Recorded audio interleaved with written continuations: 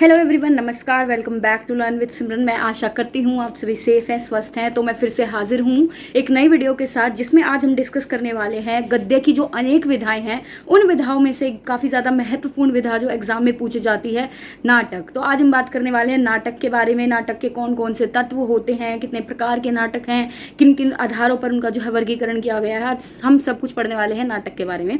तो देर करे बिना हम शुरू करते हैं। तो सबसे पहली बात, तो नाटक क्या होता है, ठीक है। तो नाटक एक अत्यंत प्राचीन जो है विधा है, जो कि जिसके अंदर क्या होता है, देखो नाटक से हम सभी परिचित हैं, ठीक है। नाटक में क्या होता है कि कई सारे पात्र होते हैं, वो किसी भी घटना को लेकर के उसका अनुकरण करते हैं। अनुकरण यानी किसी भी घटना को लेकर उसकी नकल उतारना या वो हमें दिखाना, ठीक है। तो नाटक एक तरीके से क्या होता है कि किसी भी जीवन की घटना का अनुकरण करना इस नाटक, ठीक है। तो ये हो गया हमारा नाटक की जो मेन परिभाषा। हम कह सकते हैं कि नाटक एक अत्यंत प्राचीन विधा है, जिसके अंदर किसी के भी जीवन की किसी भी घटना का अनुकरण किया जाता है, वह नाटक कहलाता है। नाटक के अंदर अनेकों पात्र होते हैं, बहुत सारे नाटक के अंदर पात्र होते हैं। अलग अलग जो हर एक पात्र होता है, वो हर एक जो है अलग अलग व्यक्ति को दर्शाता है। अब उसके बाद देखो, जो नाटक है, नाटक के मूल में क्या है, नाटक के मूल में अनुकरण का भाव है। यानी जो नाटक का मेन वो होता है, उसमें क्या होता है, अनुकरण का भाव। अनुकरण इज एक्टिंग, ठीक है। अब उसके बाद नाटक के अंदर जो कलाकार काम करते हैं, जो पात्र का रूप धारण करते हैं, वो कलाकार, उन कलाकारों को क्या कहा जाता है, उन कलाकारों को अभिनेता यानी एक्टर कहा जाता है। हिंदी में अभिनेता कहा जाता है। और जो फीमेल कलाकार होती है, उनको क्या कहा जाता है, उनको अभिनेत्री कहा जाता है। उसके बाद अब जो नाटक शब्द है, वो एक नट धातु से बना है। नाटक शब्द किससे बना है, नट धातु से बना है। उसके बाद जो नाटक है, नाटक दो तरह के, दृश्य काव्य और श्रव्य काव्य। दृश्य यानी जिसे हम देख सकते हैं, श्रव्य काव्य जिसको हम सुन सकते हैं, ठीक है। तो नाटक एक काव्य का रूप है, जो दृश्य भी हो सकता है, जो श्रव्य भी हो सकता है। लेकिन जो मूल रूप से जो नाटक हम देखते हैं, वो क्या होता है, दृश्य काव्य होता है, ठीक है। श्रव्य काव्य की भी हम आगे बात करेंगे। तो जो देखो नाटक होता है, नाटक के अब 7 तत्व होते हैं, मतलब 7 उसके अंदर जो है चीजें होती हैं। अब उनको जान लेते हैं कि 7 तत्व कौन कौन से हैं। तो जो नाटक का सबसे पहला तत्व है, वो है उसकी कथा वस्तु। कथा वस्तु यानी उसका घटना चक्र, कि नाटक में आखिर हो क्या रहा है, शुरुआत में क्या हुआ, बीच में क्या हुआ, आगे क्या होगा। यानी उसका जो पूरा घटना चक्र है कि क्या क्या नाटक में होने वाला है, वो क्या कहलाता है, उसकी कथा वस्तु कहलाती है। कि कौन कौन सी मुख्य घटनाएं हैं, क्या क्या मुख्य तौर पर होने वाला है।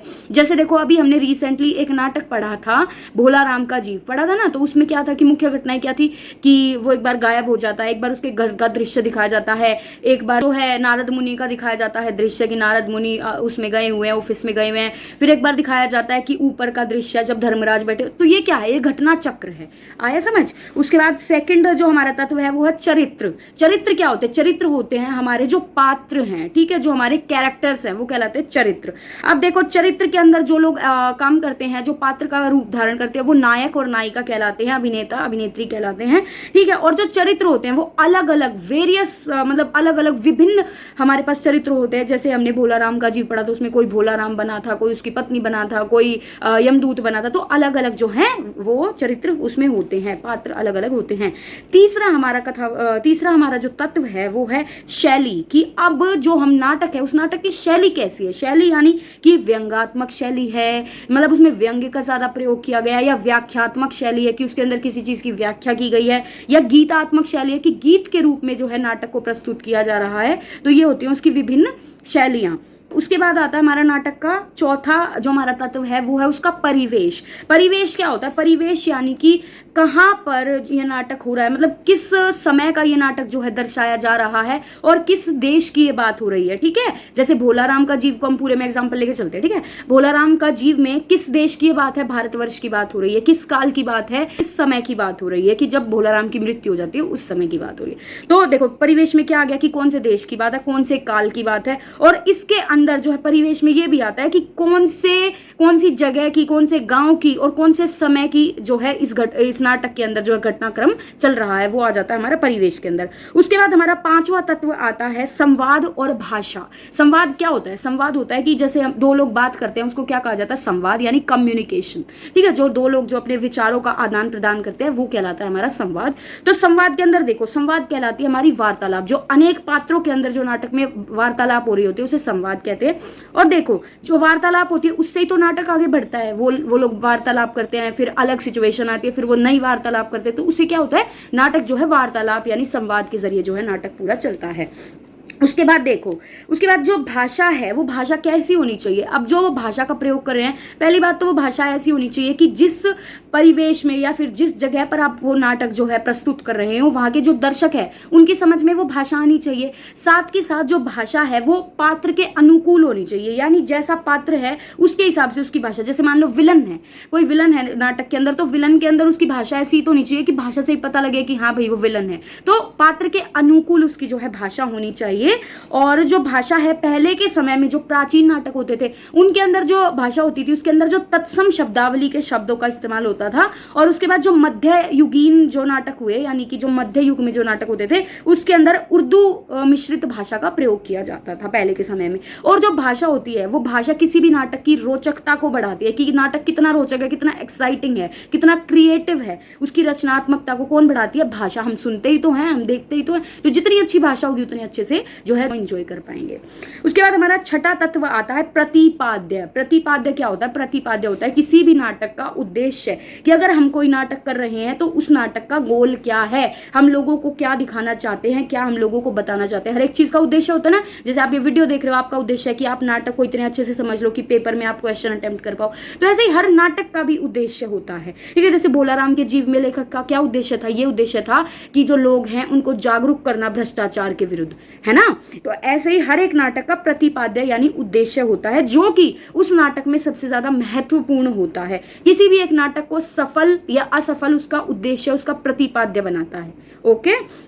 उसके बाद देखो, जो नाटककार होते हैं, नाटककार अपनी वार्तालाप के जरिए जो वो एक्ट करते हैं, अपने अनुकरण के जरिए जो उसके नाटककार होते हैं, जो पात्र होते हैं, वो किसी भी उद्देश्य को लोगों तक पहुंचाते हैं, ठीक है। और उसके बाद फिर हमारा आखिरी तत्व है अभिनेता। अभिनेता में देखो, एक तो अभिनेता में उसके जो पात्र हैं वो आ जाएंगे, साथ में अभिनेता को हैंडल कौन करता है, उनकी देखरेख कौन करता है? उनकी देखरेख करता है निर्देशक। निर्देशक के देखरेख में उसके जो है लीडरशिप के अंदर जो है पूरा नाटक चलता है, ठीक है। नाटक का प्राण किसको कहा गया है? निर्देशक और अभिनेता को नाटक का प्राण कहा गया है। तो ये थे हमारे नाटक के तत्व, 7 तत्व हैं। आई होप आपको क्लियर हुए होंगे। अब नाटक के तत्व के बाद हम चलते हैं कि जो नाटक हैं उनका अलग अलग रूपों में जो है वर्गीकरण किया गया है, यानी उन टाइप्स में डिवाइड किया गया है। तो देखो, पहला जो वर्गीकरण है वो है विषय वस्तु के आधार पर, ठीक है, कि किस विषय के ऊपर जो है हमारा नाटक होने वाला है। तो वो हो सकता है इतिहास को लेकर के, यानी इतिहास की किसी घटना का अगर नाटक है तो वो नाटक कहलाता है ऐतिहासिक नाटक,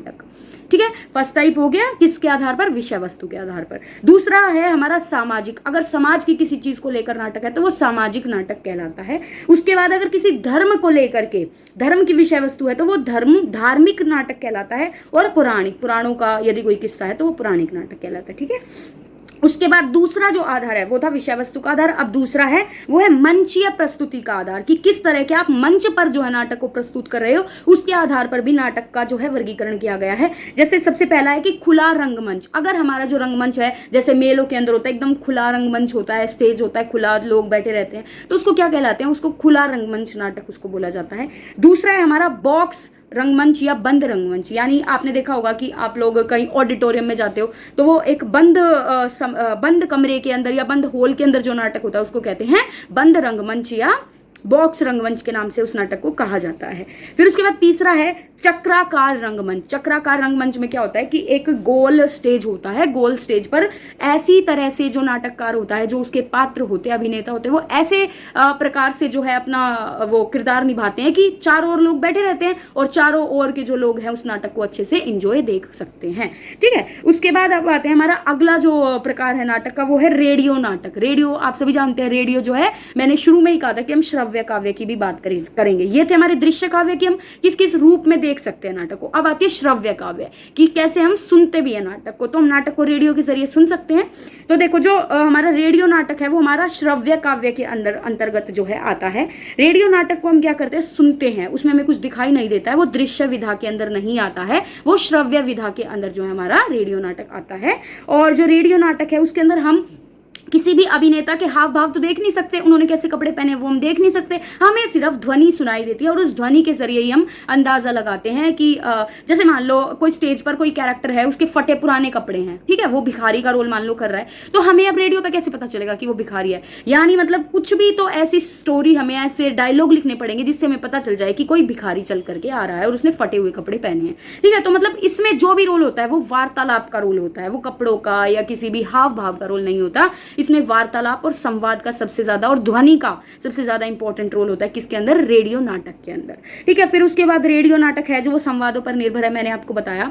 उसके बाद जो रेडियो नाटक है उसके अंदर आप सभी ने देखा होगा कि पार्श्व संगीत का यूज किया जाता है, यानी जो बैकग्राउंड म्यूजिक होता है, जैसे मान लो किसी की डेथ हुई है तो करुणामयी वहां पर जो है संगीत बजाया जाएगा, ऐसी ट्यून बजाई जाएगी जिससे हमें अंदाजा हो जाए कि हाँ कुछ सैड हैपनिंग हुई है, कुछ मतलब उदासीन काम हुआ है, तो ये होता है, ठीक है। उसके बाद आ जाते हैं, हमारा अगला जो वर्गीकरण है वो है टीवी नाटक, टेलीविजन नाटक। टेलीविजन नाटक हम सबकी मम्मियां देखती हैं, बच्चे भी देखते हैं, जिनको धारावाहिक के नाम से, सीरियल के नाम से बोला जाता है, ये डेली आते हैं। और इनके बीच में देखो डिफरेंस क्या है, जो नॉर्मल नाटक होता है वो क्या होता है, वो वन गो में होता है, मतलब एक ही बार में सब कुछ होता है, लेकिन जो धारावाहिक आता है वो अलग अलग दिन जो है छोटे छोटे शॉर्ट्स के अंदर उसको, एक तो देखो सबसे पहली बात तो वो कैमरे के अंदर शूट किया जाता है, हम उसको कैसे देखते हैं कि वो पहले कैमरे पे शूट किया जाता है, एडिट किया जाता है, फिर हमारे सामने पेश किया जाता है। और जो नॉर्मल नाटक होता है, जो रंगमंच का नाटक होता है, उसको हम सामने से जा करके देख लेते हैं, वो कैमरे की उसमें कोई आवश्यकता नहीं होती। उसके बाद अब जो टेलीविजन नाटक है उसके अंदर जो अभिनेता होता है और जो दर्शक होता है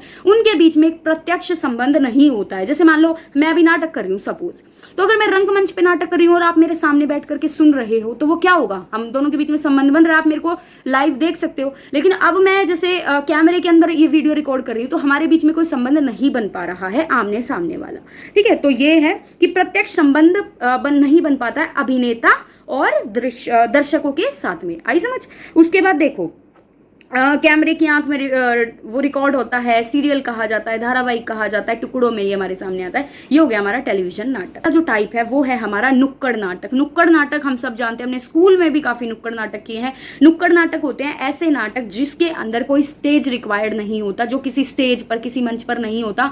नुक्कड़ नाटक किसी भी गली, किसी भी सड़क, किसी भी चौराहे, किसी भी नुक्कड़ शब्द ही इसमें है, नुक्कड़ पर जो नाटक किए जाते हैं उनको नुक्कड़ नाटक कहा जाता है। और जो नुक्कड़ नाटक है वो सेम रंगमंच के जैसे ही होते हैं, सेम सब कुछ सेम होता है, लेकिन इसमें जो है ना तो ज्यादा अभिनेता होते हैं, इसमें ना तो पात्र ज्यादा होते हैं, मतलब पात्र तो ज्यादा होते हैं, रोल अलग अलग होते हैं, लेकिन जो अभिनेता होते हैं वो कम होते हैं, मतलब कम लोग ही बार बार अपने रोल्स को बदल करके अलग अलग जो है चरित्रों को धारण करते हैं और अलग अलग लोगों की एक्टिंग करते हैं।